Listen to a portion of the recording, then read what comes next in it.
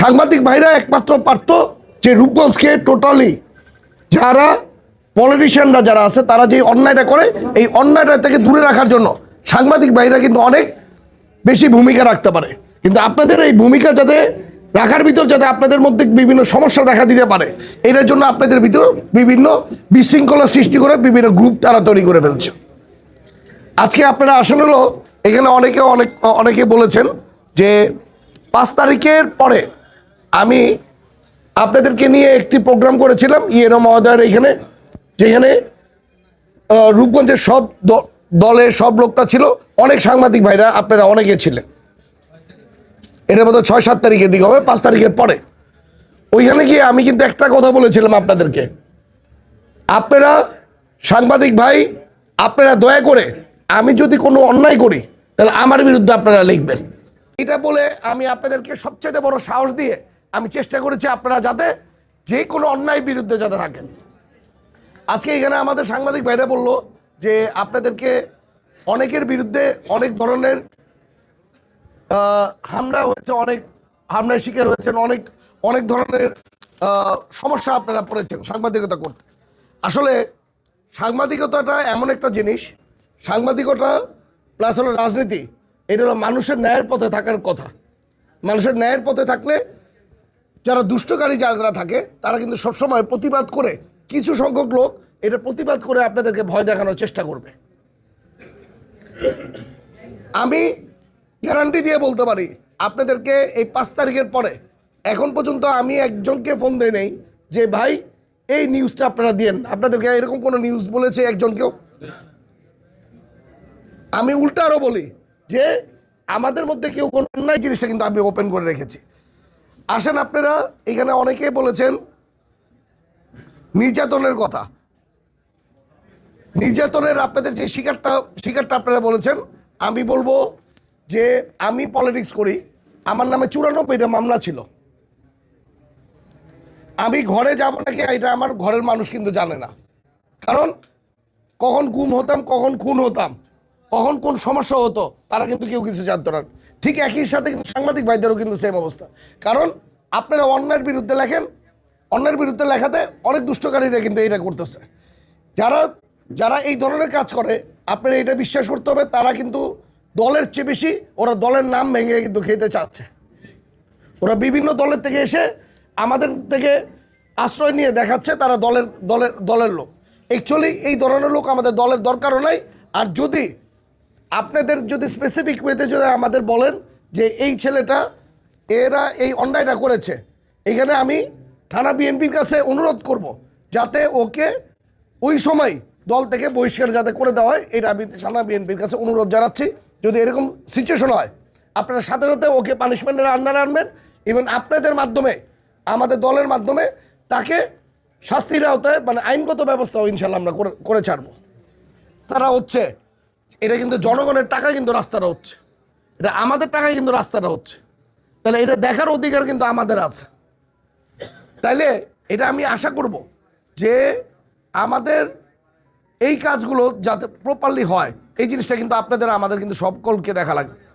আসেন, আপনারা বলতেছেন যে সামনে নির্বাচন আপনারা কি করবেন, আমার থেকে একটা জিনিস জানতে চাচ্ছেন। এখানে অনেকে আমাকে এই কোশ্চেনটা করেছেন। আমি বলবো যে নির্বাচন একটা কাজ করবেন ভাইয়া, নির্বাচন যাতে সঠিক হয় এই দিকে আপনারা দেখবেন। কারণ নির্বাচন 17 বছর বাংলাদেশের নাগরিক ভোট দিতে পারে নাই, রূপগঞ্জের অনেক মা বোন ভোট দিতে পারে নাই, নতুন জেনারেশন ভোট দেয় নাই, তারা কিন্তু ভোট দেওয়াটা কিন্তু অনেকটা ভুলে গেছে। তাদেরকে উৎসাহ করবেন যাতে তারা ভোট কেন্দ্রে আসে, 1 নম্বর। আর 2 নম্বর হলো যদি কোথাও কোনো অন্যায় দেখেন সাথে সাথে এটা রিপোর্ট করবেন। এই রিপোর্টের মাধ্যমে যাতে রূপগঞ্জ যাতে বাংলাদেশে সবচেয়ে প্রথম থাকে, সবচেয়ে সুষ্ঠু ভোট রূপগঞ্জে হয়েছে, এই জিনিসটা আমরা সবাই চাই। এটা আমার আশা যে সাংবাদিক ভাইরা যারা আছেন, আমার রূপগঞ্জের যত বাসীরা আছেন, সবাই এই গর্বটা নিয়ে আমরা থাকতে চাই। আমি ভুলতা গাউসিয়া মার্কেটের সাথে আমি একটা কথা বলি, আপনারা যেমন সম্পর্ক আলাদা জিনিস, প্রতিষ্ঠান হলো আলাদা জিনিস। আপনাদের প্রতিষ্ঠান আপনারা কেমনে চালাবেন এটা হলো আপনাদের ব্যক্তিগত ব্যাপার। কিন্তু আমি যদি সাংবাদিক আপনাদের উদ্দেশ্যে যদি আমি ভাই হিসাবে যদি আমি একটা পরামর্শ দেই, আপনারা জিনিসটাকে অন্যভাবে নেবেন না।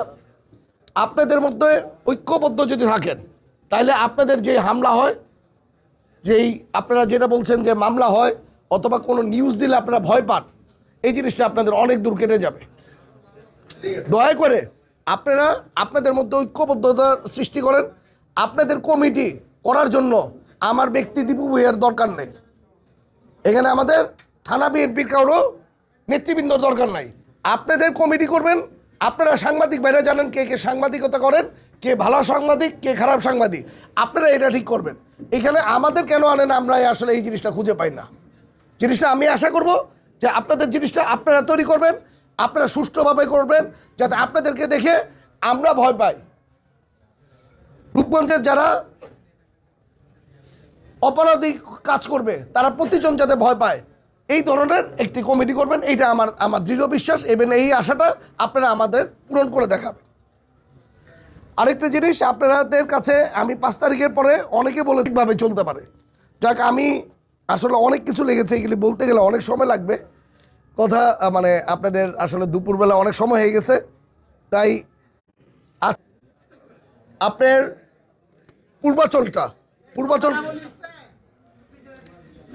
পূর্বাচলটা আপনারা ঢাকা সিটি কর্পোরেশনের আন্ডারে নিয়ে যাওয়ার জন্য চেষ্টা করছে। এটা কিন্তু আমরা রূপগঞ্জবাসী কিন্তু চেষ্টা করলে এই পূর্বাচল সিটি কর্পোরেশনের আন্ডার একটা করা যায়, যেটা সহযোগিতাটা আপনাদের লাগবে। আপনাদের দিয়ে আমি এই কন্ট্রাক্টটা তুলতে চাই। আজকে ঢাকা উত্তর দক্ষিণে যেই টাকার বাজার হয়, আমি বলবো একই টাকার বাজেট যাতে আমার রূপগঞ্জে দেয়। কারণ রূপগঞ্জটা আবাসিকের জন্য পূর্বাচল হিসাব করলে এখানে আপনার আর্মি হাউজিং আছে, এখানে বিভিন্ন হাউজিংয়ের মাধ্যমে যেই অবস্থায় চলে গেছে রূপগঞ্জটা থাকার জন্য, আবাসনের জন্য, প্লাস হলো ইন্ডাস্ট্রিয়াল জোন, এই হিসাব করলে ঢাকা উত্তর দক্ষিণে যেই টাকার বাজেট হয়, আশা করব আপনাদের মাধ্যমে সরকারকে আমরা এটা জানাবো রূপগঞ্জে এত টাকার বাজেট যাতে দেয়, যাতে রূপগঞ্জটাকে উন্নয়নের জন্য, বসবাসের জন্য মানুষের করা যায়।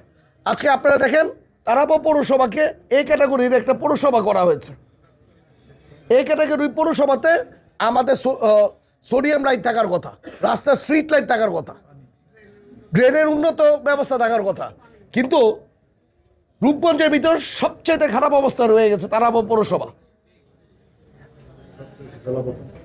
আসলে আপনার স্বাস্থ্যের ব্যবস্থা, একটা হেলথ কমপ্লেক্স আছে রূপগঞ্জে, যেটা সরকারি হসপিটাল। এই সরকারি হসপিটালে শুধু যাচ্ছে কারোর কোনো মামলার প্রয়োজন হলে ওই সার্টিফিকেটের জন্য শুধু সরকারি হসপিটালে যাচ্ছে, কারোর কোনো চিকিৎসার জন্য হসপিটালে যাচ্ছে না। তাহলে আপনাদের মাধ্যমে, আপনাদের সাথে নিয়ে আমরা আসলে এই রূপগঞ্জটাকে চেঞ্জ করতে চাই, একটা স্বপ্নের রূপগঞ্জ করতে চাই। এই রূপগঞ্জটা দেখলে আমাদের নতুন জেনারেশন যাতে তারা বুক ফুলিয়ে খেলতে পারে, বাচ্চারা বুক ফুলিয়ে স্কুলে যেতে পারে, ইভেন এই বাচ্চারাই যাতে এই বাংলাদেশকে যাতে নেতৃত্ব দেয়, এরকম একটা রূপগঞ্জ আপনাদের মাধ্যমে করতে চাই। যাক, আপনাদেরকে সবাইকে ধন্যবাদ।